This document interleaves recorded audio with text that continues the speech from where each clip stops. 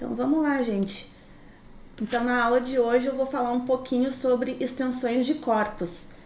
Então é claro que a primeira coisa que nós vamos fazer é definir uma extensão de corpos. Então a gente diz que uma extensão de corpos é um monomorfismo I de K em L, onde K e L são corpos.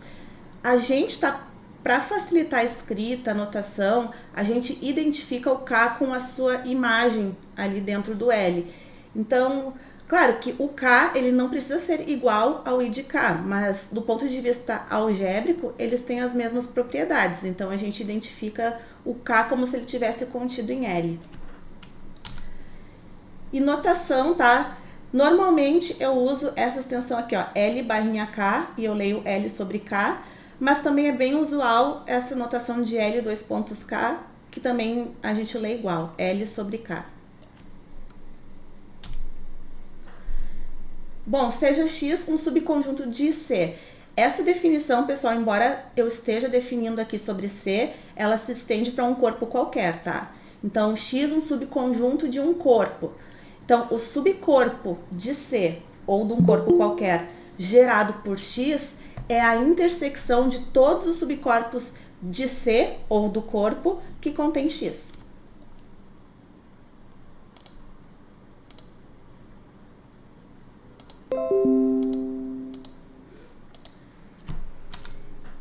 E aí, pessoal, um exercíciozinho bem básico para vocês. Mostre que a intersecção de todos os corpos que contém X é, de fato, o menor corpo que contém X. Pode mostrar isso em C, mas é igual para um corpo qualquer. Então, na verdade, o que eu estou dizendo aqui é que o subcorpo de C gerado por X é o menor subcorpo de C que contém X. Então, agora a gente vai mostrar que todo subcorpo dos complexos contém os racionais. Então, como é que a gente prova isso? Pega K um subcorpo de C. Bom, por definição, se ele é subcorpo, o 0 e o 1 estão ali dentro. Só que um corpo, ele é fechado para adição. Então, se eu somar 1 mais 1 mais 1 mais 1 N vezes, isso vai cair dentro desse corpo K. O que significa que todos os naturais estão dentro de K. Bom, então tá, já mostramos que os naturais estão contidos em K. Só que por ser corpo, se N está ali dentro, o seu inverso aditivo também tem que estar ali dentro. E isso mostra que os inteiros estão ali dentro. Agora pega dois elementos dentro dos inteiros e supõe que o Q seja diferente de zero. Por ser um corpo, o seu inverso multiplicativo também tem que estar ali dentro. E por ser fechado para o produto, se eu faço P vezes esse elemento inverso, isso aqui também tem que estar dentro do corpo. Bom, mas então se isso aí vale, eu estou mostrando que os racionais estão ali dentro. Então é quase, vou dizer que é fácil ver que todo corpo contém, todo subcorpo dos complexos contém os racionais. E aí vamos entrar com uma definição de adjunção, que essa é, de fato, uma das definições que a gente mais vai usar aí no decorrer do nosso curso.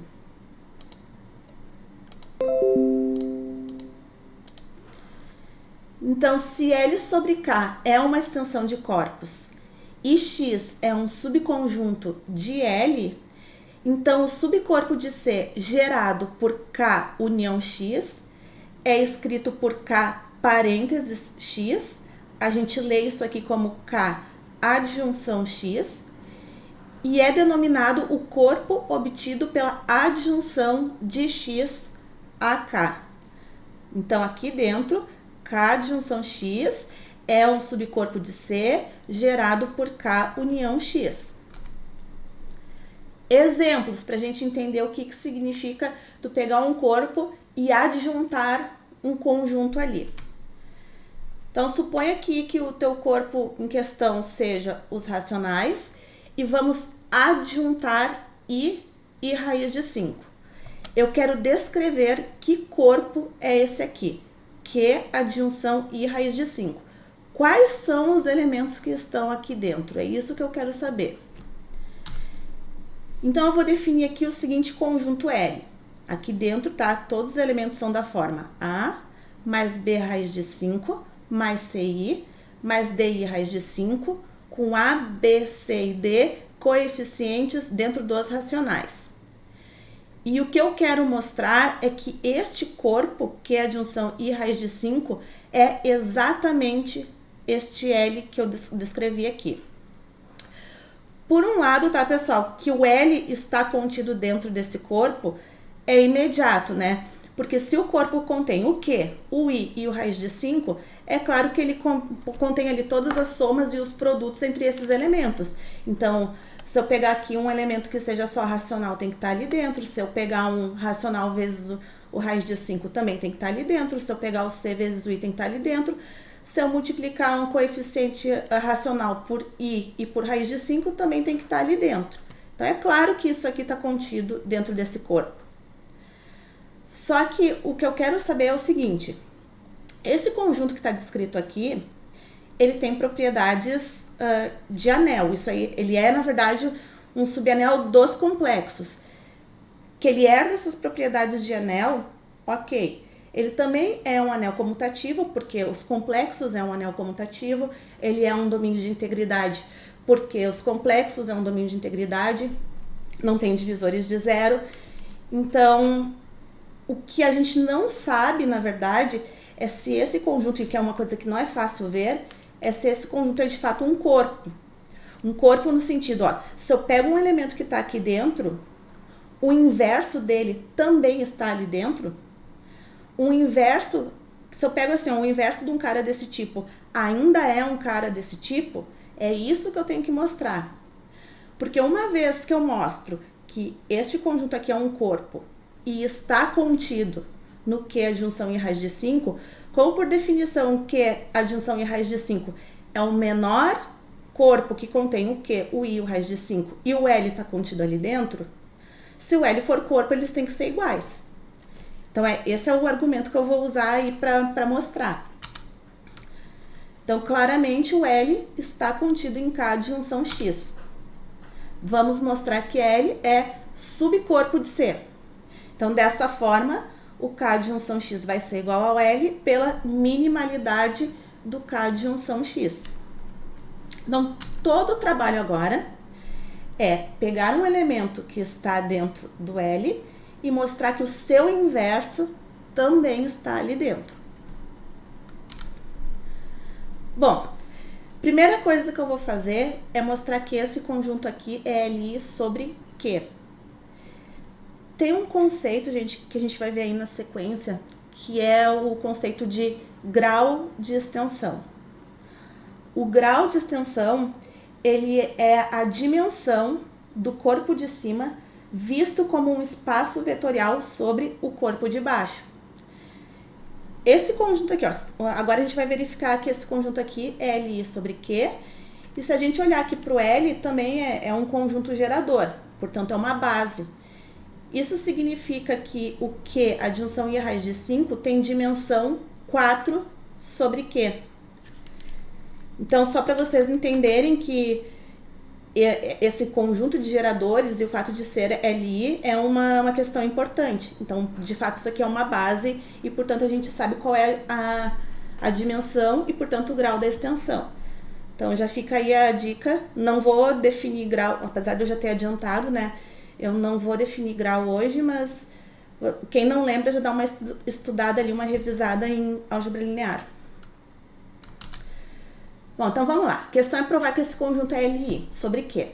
Então, suponha aí que a gente tem uma combinação linear, aqui com coeficientes racionais, dando zero. Queremos mostrar que o P, o Q, o R e o S são todos nulos.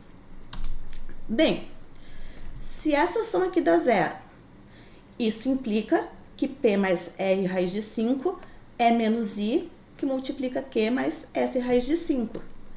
Então, o lado esquerdo é real. O lado direito é imaginário. Então, segue que o P mais R raiz de 5 tem que ser zero, e da mesma forma, o Q mais S raiz de 5 também tem que ser zero. Se o R for diferente de 0, eu consigo escrever o raiz de 5 como um elemento dentro dos racionais, como um elemento da forma P sobre R. Só que isso aqui é um absurdo, porque raiz de 5 é irracional. Então, o R tem que ser 0. Uma vez que o R é 0, o P também tem que ser 0. E de forma completamente análoga, a gente mostra também que o Q e o S tem que ser 0. Portanto, todos os coeficientes são 0 e o conjunto é LI sobre Q. Tá, feito isso. Mostramos que aquele conjunto ali é LI. Agora eu vou pegar um subconjunto dentro de L, constituído pelos valores da forma P mais QI, com P e Q dentro dos racionais. Isso aqui também, pessoal, que é fácil ver que é subanel. A princípio a gente não sabe se isso é subcorpo, mas que é subanel é fácil ver. E vou supor, pegar aqui um elementinho alfa dentro de L, não nulo. Então, esse elemento alfa, eu vou escrever ele da forma x mais y raiz de 5.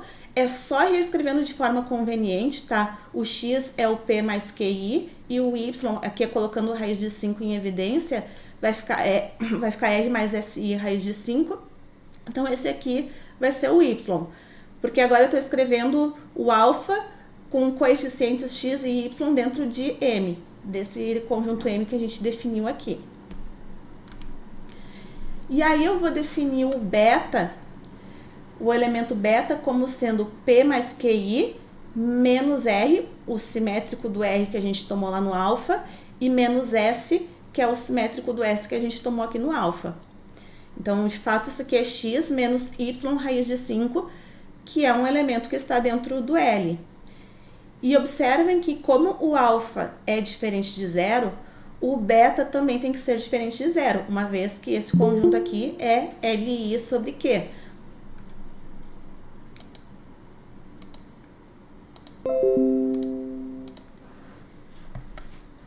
Então, o beta também é diferente de 0. Então, nós vamos fazer o produto de alfa por beta. Então, quando a gente faz aqui o produto, isso aqui é só uma questão de multiplicação. Isso aqui vai me dar o elemento x ao quadrado menos 5y ao quadrado. Vou chamar esse carinha aqui de z, que é um elemento que está dentro do m, porque o x está em m, o y está em m. Então, se a gente pegar a potência, somar, subtrair, fazer o que a gente quiser, por ser um subanel, ele é fechado, isso aqui vai cair dentro do m. Então, tá tudo bem. Z é um carinha dentro de m. E como o alfa e o beta são ambos não nulos, e a gente está trabalhando aqui num domínio, a gente não tem divisores de 0, o z também é não nulo. O z é diferente de 0. Então, o que eu vou fazer aqui?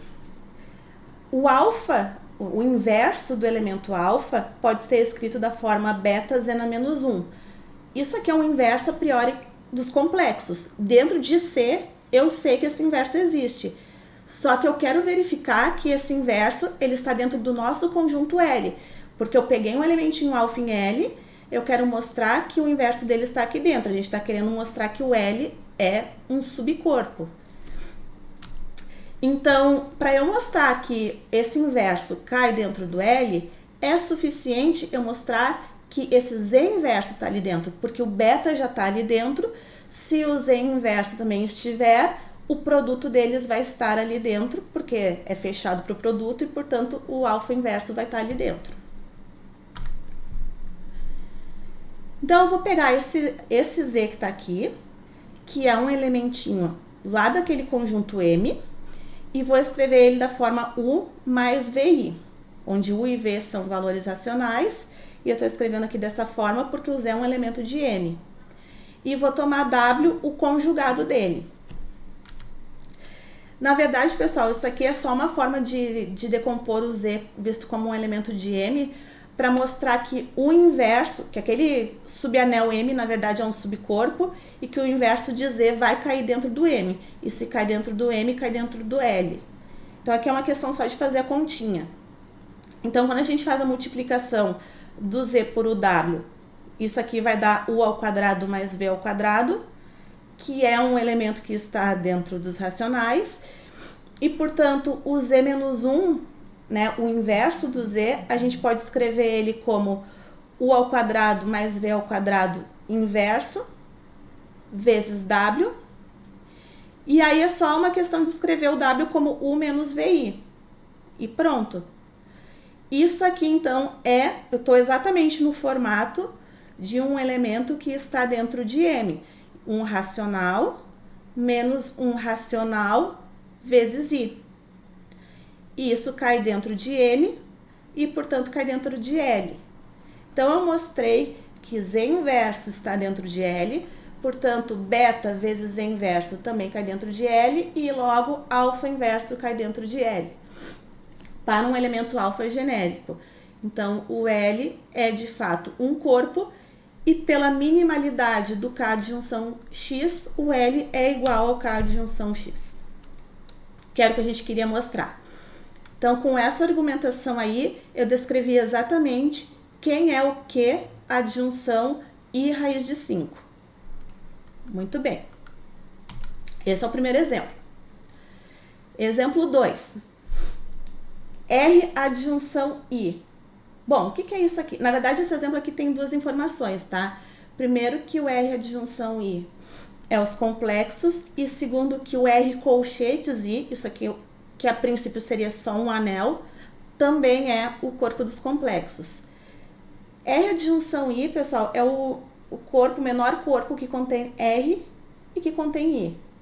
Então, é claro que aqui dentro tem os valores reais e mais os valores reais vezes o I e potências de I. Então, por definição, isso aqui já é claro que é o corpo dos complexos. O que talvez não seja tão imediato é que esse R colchetes I também seja o C.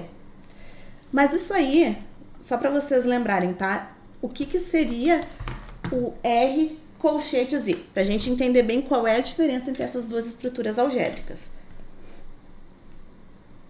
Então, aqui, ó. R colchetes I. Isso aqui, pessoal, é aquela mesma definição dos anéis de polinômio, só que agora, ao invés de eu estar na indeterminada T, eu vou estar aqui com o número imaginário I. Aqui dentro seriam coisas do tipo A0 mais A1 I mais A2 I ao quadrado mais etc. mais AN I na N, onde esses coeficientes aí são todos reais.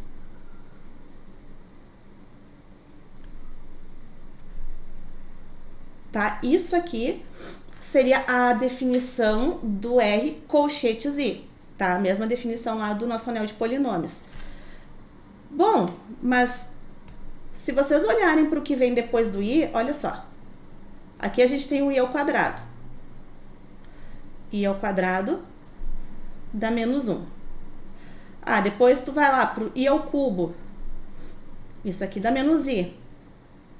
Vai pro I na 4. Aí volta pro 1. E assim por diante. Então, todos esses elementos que vêm depois aqui, eles estão todos descritos só nessa parte inicial aqui, ó. Com A0 mais A1 e todo o resto que vem pra cá, isso aqui está sendo desnecessário. Então, o que sobra nessa descrição aqui é exatamente os complexos. Então, é isso aí. Nesse caso, para este caso específico do R adjunção I e o R colchetes I, eles são iguais, tá? Mas isso não quer dizer que vale sempre, tá, gente? É claro que quando tu pega um alfa qualquer, a princípio não precisa ser igual essas duas estruturas, tá? Em princípio, isso aqui é um corpo e isso aqui é um anel. Então, por exemplo, se a gente pega aí alfa igual a π, e o que seria esse Q de π? Isso aqui seriam polinômios em π, aqui com coeficientes racionais. E o que é o Q adjunção π? Isso aqui é um corpo. Então, aqui estão os polinômios em π e aqui eu tenho que pôr também os inversos. Então, aqui eu tenho um corpo. Eu quero mostrar, aqui eu poderia pegar qualquer elemento, tá? Mas eu quero mostrar, por exemplo, que o inverso de π não está aqui dentro, porque eu quero mostrar que esse Q de π não é igual a Q adjunção π, ele não é corpo. Então, o π inverso não está aqui dentro. Por quê? Bom, suponha por absurdo que existe um n natural, tal que eu consiga escrever o π na menos 1 como um elemento que está aqui dentro. Bom, suponho que isso aí seja verdade. Mas isso implica, aí multiplicando, né, por π nos dois lados da equação, que 1 vai ser igual a 0π mais a 1π ao quadrado, etc., até a nπ na n menos 1. O que significa que π é a raiz deste polinômio que está aqui. Só que isso implicaria que π é algébrico, que é um absurdo, porque π ele é transcendente, ele não é raiz de nenhum polinômio.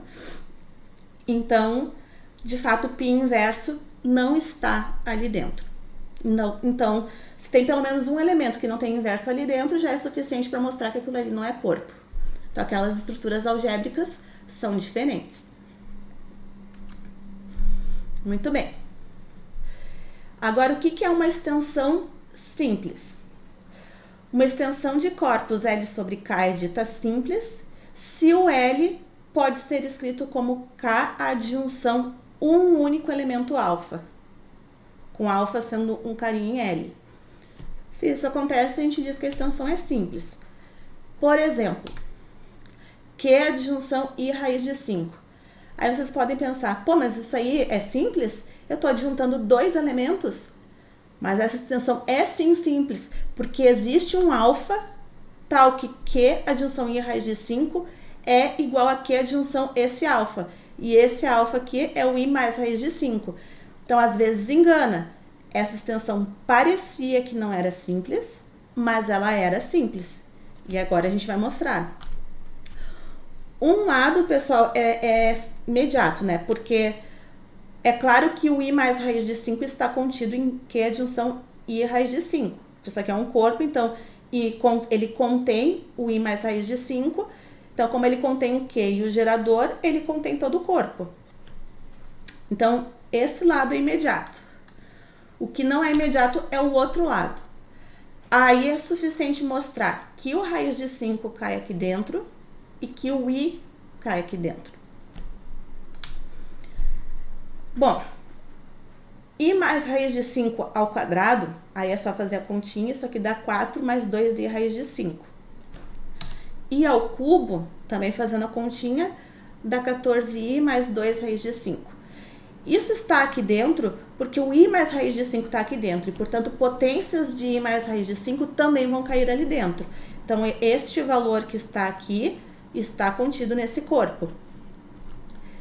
E como isso aqui é um corpo, se eu pegar esse elemento aqui e subtrair duas vezes o I mais raiz de 5, que é outro elemento que está no corpo, o resultado total disso aqui cai dentro do corpo.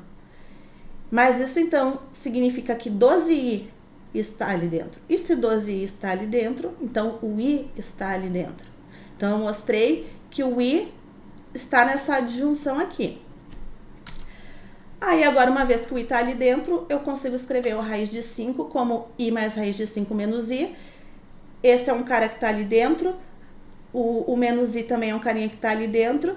E, portanto, raiz de 5 também está ali dentro. Aí, acabou.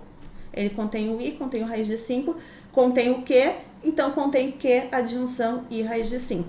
Portanto, essas extensões são iguais. E aquela extensão I raiz de Q adjunção I raiz de 5 é simples.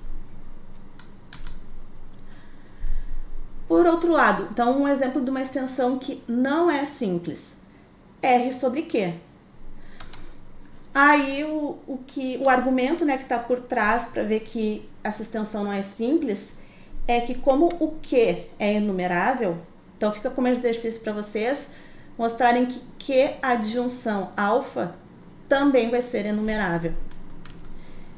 Então, o R não é enumerável. Então, não tem como o R ser escrito da forma que a disjunção um alfa, qualquer que seja esse alfa. Isso aqui é impossível. Então, essa extensão aqui não é simples. E agora, o que significa isomorfismo entre duas extensões de corpos? Bem, então, um isomorfismo entre duas extensões é, primeiro, uma aplicação. Aqui tu tem uma extensão do K em K chapéu e outra do L no L chapéu. E aí, o isomorfismo, ele vai ser um par do tipo lambda mi de isomorfismos de corpos. O lambda é um isomorfismo entre o K e o L. E o mi é um isomorfismo entre o K chapéu e o L chapéu. Mas não é suficiente um par de isomorfismos. Eles têm que satisfazer essa condição aqui, que o J aplicado em lambda K tem que ser igual ao mi aplicado em IK para todo o Kzinho no K. Isso aqui, na verdade, pessoal, a gente pode enxergar como um diagrama, tá? Eu vou desenhar o diagrama para vocês, pra gente entender o que essa definição aí tá dizendo, tá? Então, vamos pegar aqui duas extensões de corpos. Ali é o K e o K chapéu, né? Aqui. Então, aqui tu tem o K chapéu, aqui tem o K. Aí tem uma outra extensão de corpos aqui, que é o L chapéu e o L. Aí tu tem que ter um isomorfismo aqui, ó. Primeiro, esse aqui foi chamado de I e aqui de J, né? Uma inclusão do K no K chapéu e do L no L chapéu. Aí, para essas extensões aqui serem isomorfas, tem que ter um isomorfismo entre os corpos de baixo, os corpos de cima, e esse diagrama tem que ser comutativo. Só deixa eu me lembrar qual que está embaixo e qual que está em cima. O lambda é de K Eu em acho que é L. o contrário. Ou não? Deixa eu ver ali. Tá, peraí, eu já vejo se é o contrário. O lambda tá de K em L e o mi... Vamos olhar ali. E o mi...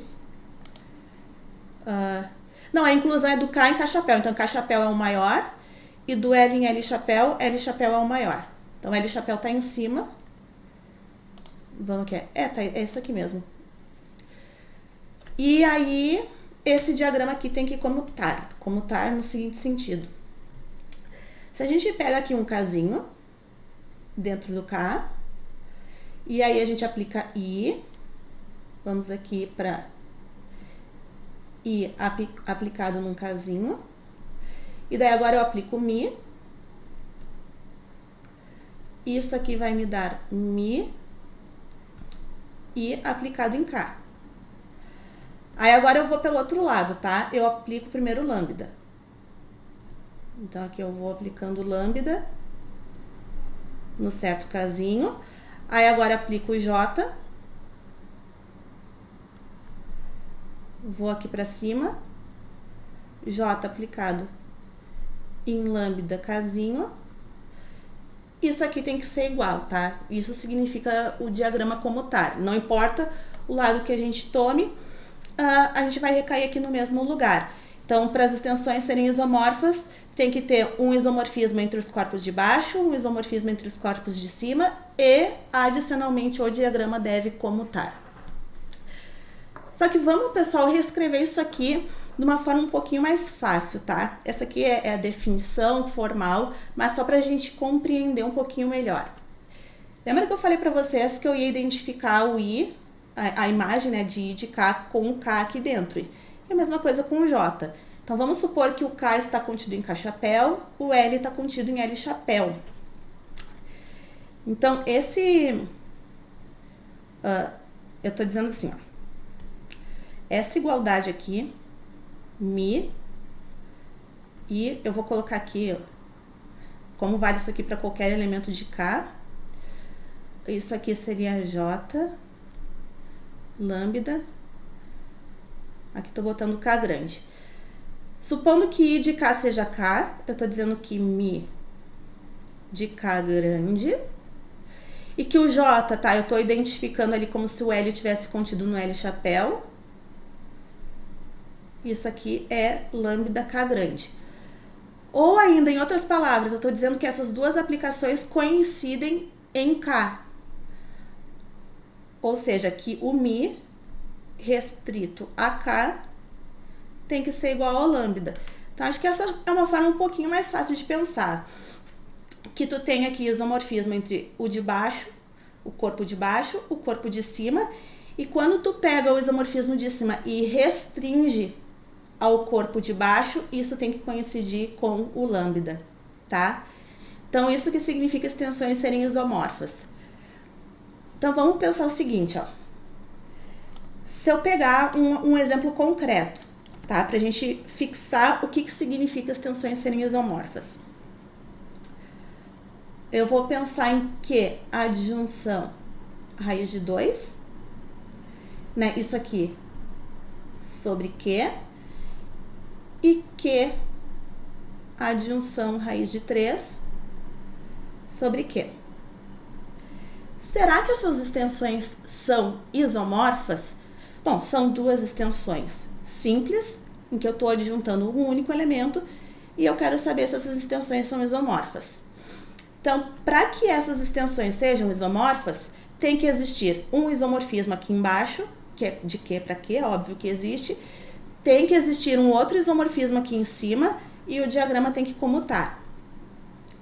Primeira coisa, tá, gente? Isomorfismo de Q para Q. Só tem um isomorfismo de Q em Q. Primeira coisa é que um isomorfismo de corpos, ele leva unidade em unidade. Então, se eu colocar aqui um certo φzinho, este φ tem que respeitar que φ de 1 é igual a 1. Primeira coisa. Só que se isso aqui ele é um homomorfismo, que leva aqui o 1 no 1, isso implica que o φ de 2, que é igual a φ de 1 mais 1, isso aqui é φ de 1 mais φ de 1, que é igual a 2. E assim por diante, né? E φ de 1 meio, como é que ficaria? Aqui, φ de 1 meio. Bom, isso aqui, deixa eu pensar. Eu escrevo como φ de 1... Vamos lá, me ajudem aí, pessoal. φ de 1 meio... φ de 2 na menos 1. Isso, φ de 2 na menos 1, perfeito, é isso aí. φ de 2 na menos 1, que é igual a φ de 2 na menos 1, que é igual a 2 na menos 1, que é igual a 1 meio. Obrigada. Então, φ de 1 meio é 1 meio, e assim para qualquer outro valor dentro dos racionais. Então, só tem um isomorfismo de Q para Q, que é a identidade. Muito bem. Agora eu quero saber se existe um isomorfismo em cima do Q adjunção raiz de 2 no Q adjunção raiz de 3. Então, primeiro, tá? Se existe, isso é uma pergunta. Não sei se isso aqui é verdade, tá? Se existe. Mas se existir, existe um isomorfismo que leva gerador em gerador. Então, isso aqui teria que acontecer. Raiz de 2 igual a raiz de 3. E aí, será que existe algum isomorfismo que isso aqui seja possível, aqui nesse nosso caso? Vamos pensar o seguinte. Quanto que teria que ser psi de 2 nesse caso? Bom, isso aqui seria a raiz de 2. Raiz de 2, que teria que ser psi raiz de 2. Psi raiz de 2, que seria a raiz de 3 vezes raiz de 3, que é igual a 3. Isso me forçaria a psi de 2 ser igual a 3. Mas para que essas extensões sejam isomorfas, eu tenho que ter um isomorfismo em cima que quando restrito ao corpo de baixo, coincida com a identidade. E isso não vai acontecer aqui, porque psi restrito aos racionais não vai me dar a identidade. Isso significa que essas extensões aqui não são isomorfas. Isso aqui não acontece, tá?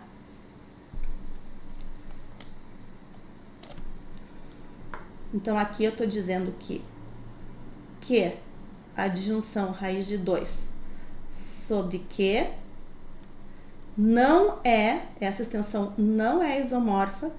Aqui é a disjunção raiz de 3, que isso já me diz que extensões simples não precisam ser isomorfas, de forma alguma.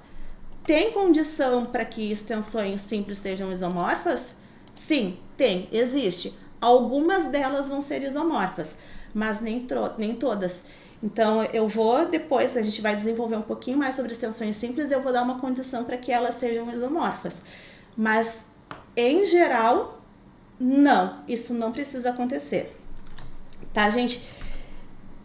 Então, é isso aqui, eu vou terminar a aula com a definição de isomorfismo entre extensões de corpos e a gente continua estudando um pouquinho mais de extensões na próxima aula.